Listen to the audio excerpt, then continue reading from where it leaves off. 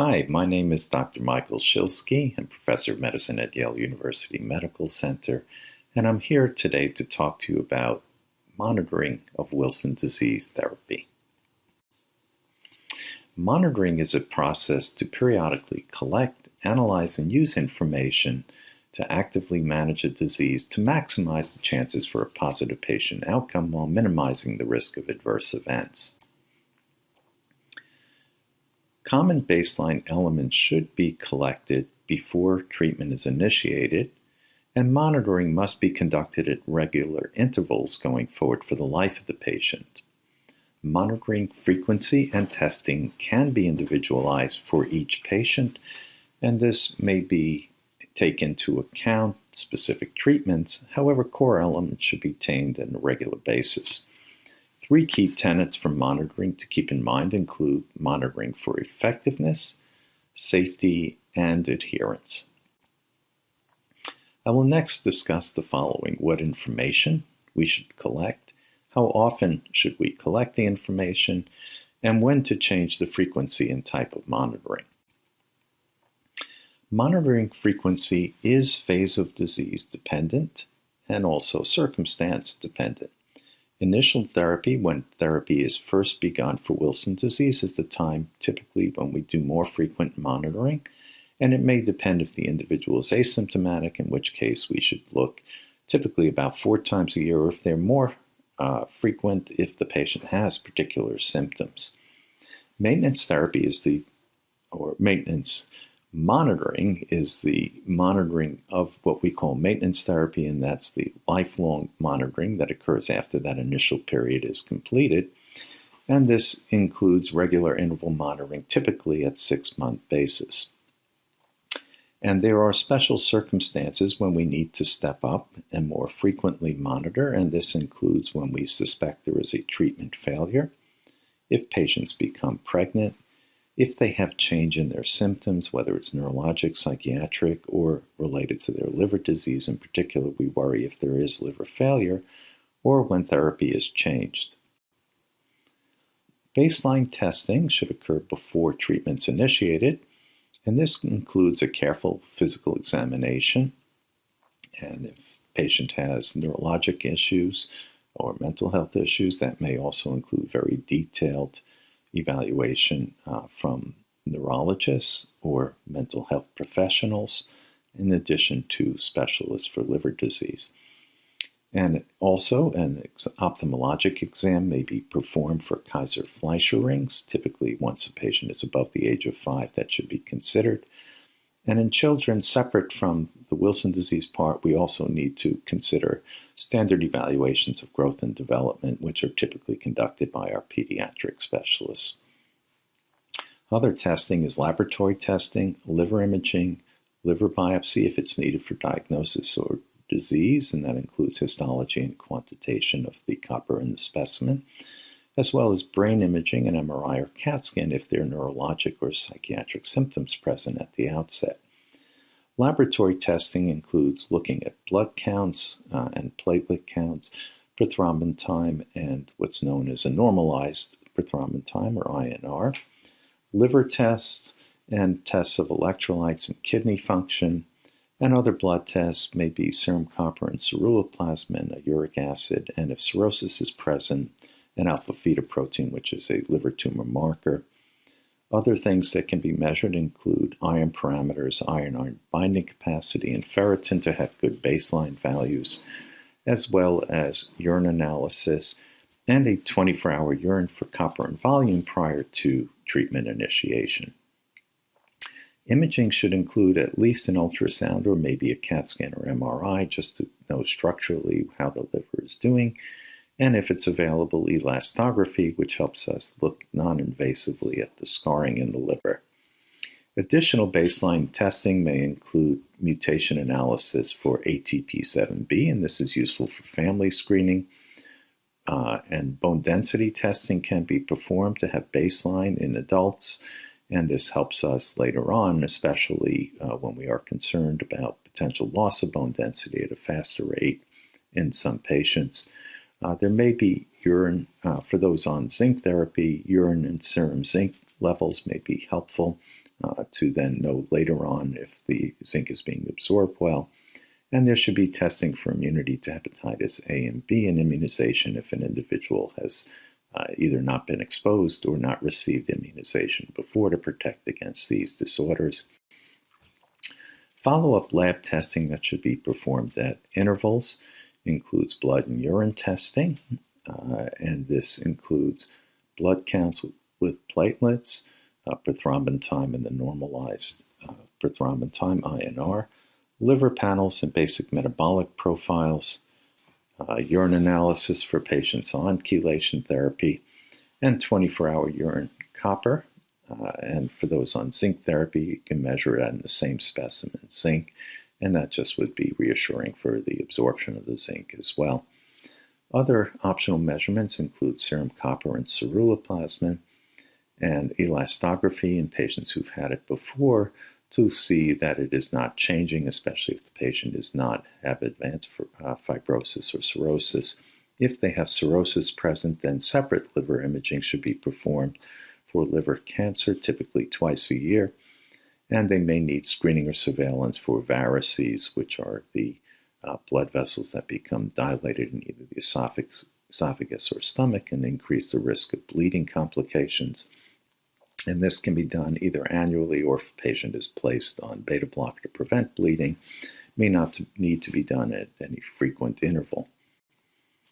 Now, initial therapy is the time when we look most closely. As I mentioned, there's the core testing that needs to be done, the pre-testing, and then the core testing that can be done afterwards. Typically should be done about 4 times during the first year, and then more frequent if testing is abnormal or if there are symptoms which aren't changing. Importantly, for those with neurologic disease who start chelation therapy, you have to pay attention to the clinical exam and symptoms, especially during that first to 6-12 months of therapy, when they may be at risk for what we call paradoxical neurologic worsening, that is, worsening of their neurologic symptoms despite being treated specifically for their Wilson disease. And 24-hour urines for copper and zinc should be performed 2 to 4 times during this initial period, more frequently if it is needed to help direct therapy. Monitoring for maintenance therapy should be performed twice a year at minimum, and this helps us detect problems before they become clinically relevant. 24-hour urines for copper and zinc should be, again, typically once a year, twice if there are any issues. Elastography can be performed if it's available, probably no more frequently than annually. We should change our frequency of monitoring, in other words, step it up, if patients have abnormal test results, especially if there is a trend towards worsening, if they fail to reach treatment targets, and this may be normalization of liver tests for some individuals or urine coppers that are outside the ranges that are determined for their particular therapy. If there's an appearance of new symptoms or reappearance of symptoms that once were present and improved with therapy, this may be a sign we have to step things up and look more closely. For pregnant patients, we do recommend getting testing each trimester with liver tests. That you typically get blood counts for other reasons, and the liver test can be added on to that. And this is especially true because many patients on chelation therapy are recommended to lower their dose during the pregnancy. They need to maintain treatment, but if they're going to a lower dose, which may increase safety for the developing fetus, then we want to know that it's still effective for them. If there is knowledge that the patient has been non-adherent, that may come from the patient themselves, may come from other caregivers around them, or even a pharmacy that may let the provider know that the patient has not been picking up their prescribed therapy in a timely fashion, then we may need to, again, step it up and work with that individual and try to find a way to improve adherence. If patients change therapy from chelators to zinc or zinc to chelators, then we would want to repeat the standard testing. For those going from zinc to chelator, we should now be doing urine analysis along with the core testing, and we want to do this somewhere between 4 to 12 weeks after the change in therapy. For these individuals, urine copper excretion will increase. If they go from chelator therapy to zinc therapy, we want to repeat again the testing in that 4 to 12 week period. In this case, the urine copper excretion is going to decrease typically to under 100 micrograms a day over time. And if there is worsening, obviously, in the individual, and that's the reason for their change in therapy, then you want to do these testings earlier as opposed to later during that interval. Now, clinical monitoring is important. That is examination, as well as speaking to the patient about their history of their symptoms. And also, if they have cirrhosis, we want to monitor for hepatic encephalopathy, monitor and manage fluid accumulation. And neurologic disease, we want to follow patients, especially if they have dystonia and tremors that may interfere with their activities of daily living. Similarly, or if they have speech and swallowing issues, this may pose safety problems or communication issues, and these need to be monitored and worked upon, perhaps separately with other specialists. And similarly, for mental health, if a patient has a mood disorder or experiences impulsivity, or especially if they have suicidality, this requires additional professional help. Adherence is important for achieving an excellent outcome, and we again use the history that we get from patients to help us or from those around them. Liver tests tend to detect this early, which is why we do this on a more frequent basis. And similarly, 24-hour urines for copper will change from what their baseline values are, either become higher for some patients that had previously been good with therapy, and then in patients on zinc, it may actually be lower. Zinc values in the urine may tip you off that they're not taking the zinc or not taking it properly, may not being absorbed well. And you can also perform a slit lamp for Kaiser-Fleischer rings. Again, if they were absent before and they become present, that's a hint of either non-adherence or treatment failure. And we usually can use serum copper and ceruloplasmin as well. We hope a better assay for non-ceruloplasmin copper in the future will help us detect, again, changes in this copper bioavailability before it becomes a problem to the liver or other organs as well. Now, one thing that can occur, and it doesn't happen early in disease, usually very late, is overtreatment. And in this case, we might find the urine coppers become very low below our targets. Serum copper becomes low, and similarly ceruloplasmin, which is often low in patients to begin with, can become even lower. Iron values, because we need the copper to help move iron around in cells, actually become elevated in tissue. So we might see an increase in iron binding capacity or ferritin values suggesting increased iron storage. We also might see changes in our blood counts, and that is the white blood cell count, in particular the neutrophils, may be low. Similarly, the platelets may be affected and decrease as well. From a neurologic standpoint, new appearance of neurologic symptoms in a patient who's very well treated should prompt some thought about overtreatment too. Patients can develop neuropathy, posterior column symptoms where they may have changes in either proprioception or balance, and this can be confirmed by MRIs of the spine where you might see demyelination, and certainly an important for these individuals have a careful neurologic exam and attribute it to overtreatment and not undertreatment, which might actually step up therapy and push it in the wrong direction.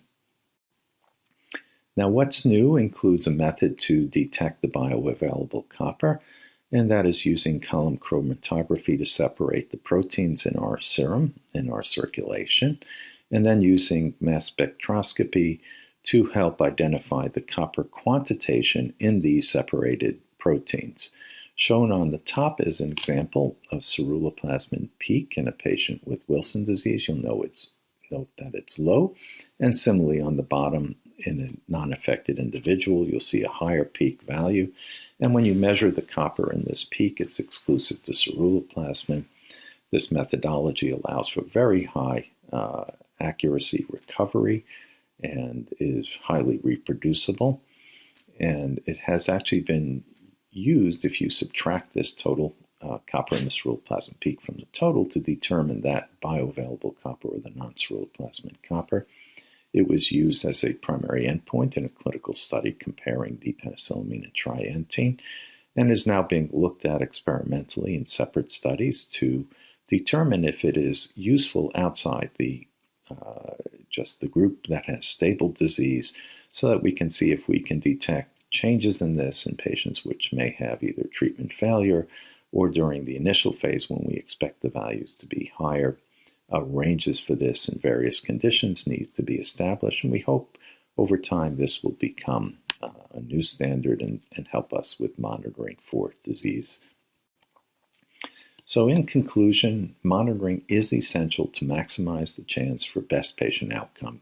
We can detect treatment failure and non-adherence earlier before it becomes a serious problem. And we can look and detect side effects of treatment, including the paradoxical worsening neurologically, or later on signs of overtreatment. We hope that improvement using the non-ceruloplasmin copper methodology by speciation will improve our monitoring and simplify the process, give us useful targets for treatment associated with good clinical outcome, and really help us individualize treatment dosing as well as detect overtreatment well before we currently can. This is the guidance document that has been published by the American Association for Study of Liver Disease. Many of you will recognize a number of the very engaged people in the Wilson disease community, physicians with great expertise that were pulled together to help put this document forward. It is a great source of information, mostly meant for physicians, and it has detailed information on each of the medication, has a table with treatment targets, helps define treatment failure in special circumstances for changing therapy, and discusses monitoring and adherence. I suggest for many who have any difficulties bringing this to the attention of your physicians that are working with you if they haven't already seen it.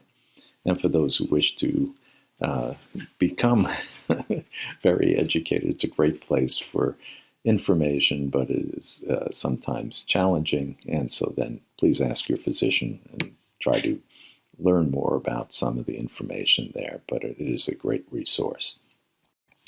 And finally, I'd like to thank everybody for their attention and share with you a photograph of a patient who has kindly agreed to share this picture with you all today. She is 93 years old and has achieved this 93 years with her Wilson disease because of the monitoring and care that she's received over the years. And she wanted to share this with you all today so that you know, one, you can achieve this and you can live with your Wilson disease, but take your medications and work with your physicians for the monitoring to get your best outcomes. Thank you, and I look forward to your questions. Thank you to the Wilson Disease Association for providing us the opportunity to be here with you today. This is a special year for the organization, and for those of you who are just joining us newly, you'll begin to understand how important this organization is in providing educational opportunities, as well as what Dr. Ascari mentioned in terms of both their longstanding history of helping with patient access, as well as information about the latest and greatest in clinical trials.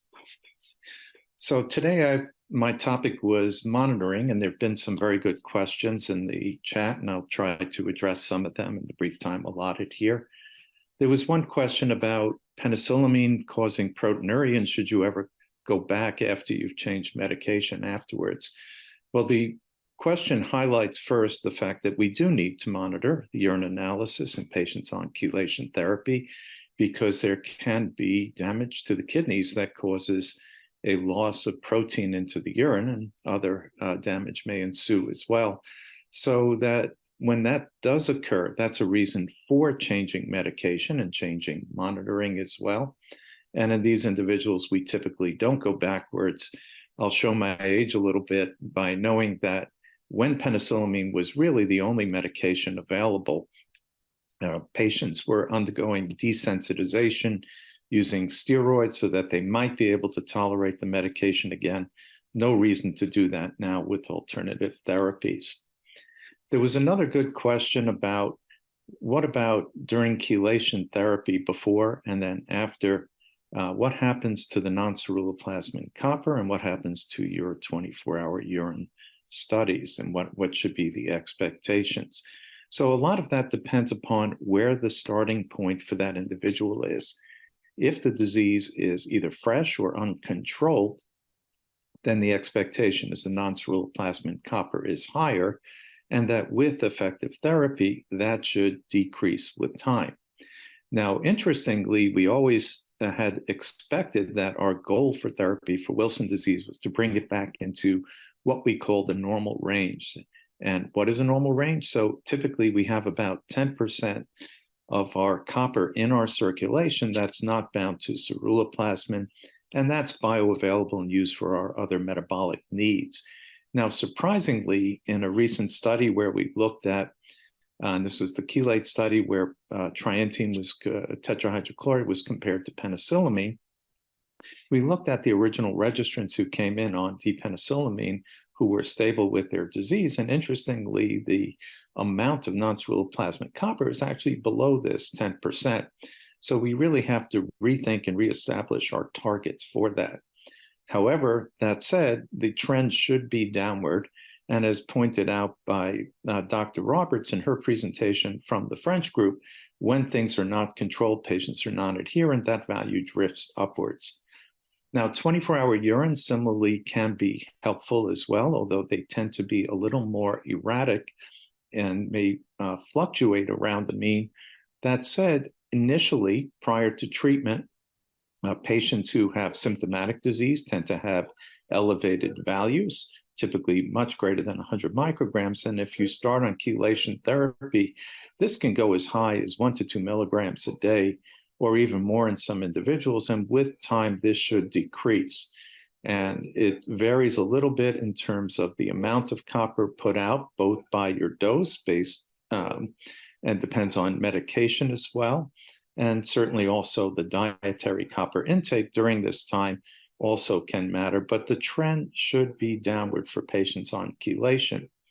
Separately, there was a question in the chat about what about with zinc?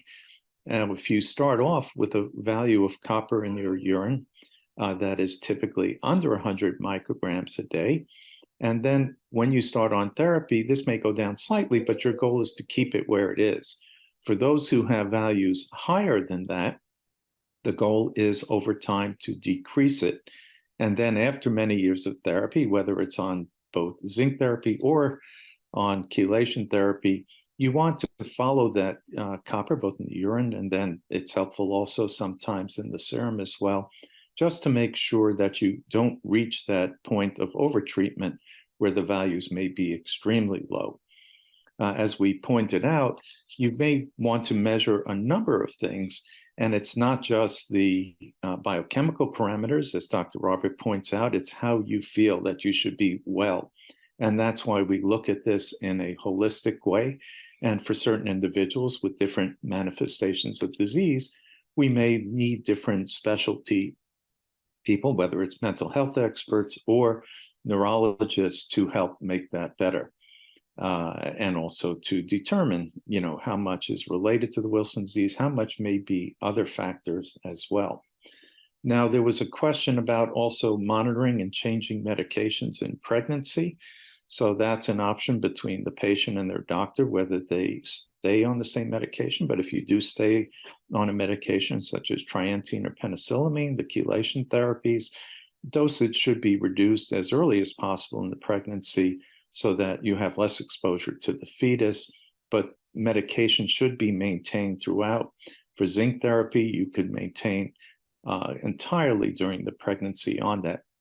Whether or not to change once you become pregnant, that's also a challenging question. There's no need to change if you dose reduce, as good outcomes have occurred on all the available therapies. So it's not an absolute necessity to change therapy. If you wish to do so, then you have to step up the monitoring to make sure that the treatment that you change to is effective. Same principle applies even in non-pregnant situations. Now, similarly, if you have other development of neurologic or psychiatric symptoms, after chelation over time, you have to then go into the concerns that Dr. Roberts raised. Do you have a treatment failure? In other words, are you no longer having effective therapy, whether that's related to the medication, how it's being used, other factors, dietary copper, or secondary injuries to the liver, or other ailments that are concurrent with the Wilson disease. And that's where you then require that very careful multidisciplinary group evaluation using the standard monitoring to try to see biochemically where you're at, as well as the clinical evaluations to see where in particular there may be challenges or secondary symptomatic therapy may be helpful. Now, there's a good question out there, and not necessarily related to monitoring per se, but is there recovery after a long persistence of symptoms in certain individuals? Well, there can be changes in therapy later on that might mobilize copper, but it really is dependent upon the degree of damage to the individual and to the structures. And if it's neurologic, then obviously we're talking about the brain. It's very hard to predict entirely. In one of the studies Dr. Ascari mentioned using the tetrathiomylignate, we were really very interested to see that even long-term treated patients, when they were treated with that therapy, could have an increased mobilization of copper, and whether that could be done with current therapy that's available with stepping that up. That's always possible, but it's never certain that you will achieve change in the outcome, again, because that is very dependent upon the structures that were injured and whether or not there is reversibility. That is sometimes really challenging. There was a question about iron stores and being zero. If you have zero iron stores, you better look for other reasons for blood loss. Usually that's where endoscopic evaluation for whether it's other polyps or cancers or ulcers or things are probably very useful, or is there a very strict dietary limitation to copper in the diet? Usually we're actually in monitoring looking for, in potential overtreatment, looking for iron accumulation, not low iron stores. And that has to do with the fact that we need copper to help mobilize our iron stores. There was a separate question of what did I mean by posterior column symptoms. Again, that goes along with the long-term overtreatment. And in that case, we're talking about balance and another thing, what we call proprioception. That's like the ability to sense where your limbs are. If you feel your toe, move it around, and you cannot feel that moving into a different position, that's a loss of proprioception in that. There was a question, how do we decide if a single dose regimen is appropriate? Understand right now that there is no FDA labeling for single dose use, and that is considered what we call off-label. That is something that can be discussed between you and your physician as to if that is a possibility. And then if you do it, and this is in particular for chelation, once a day zinc will not be effective for controlling the disease. However, you can use chelation therapy once a day if the dose is correct and if the patient is very stable going into that and monitored. But again, this is technically an off-label use, and you have to know it as such and has to step up the monitoring during that time to know whether that is particularly proper.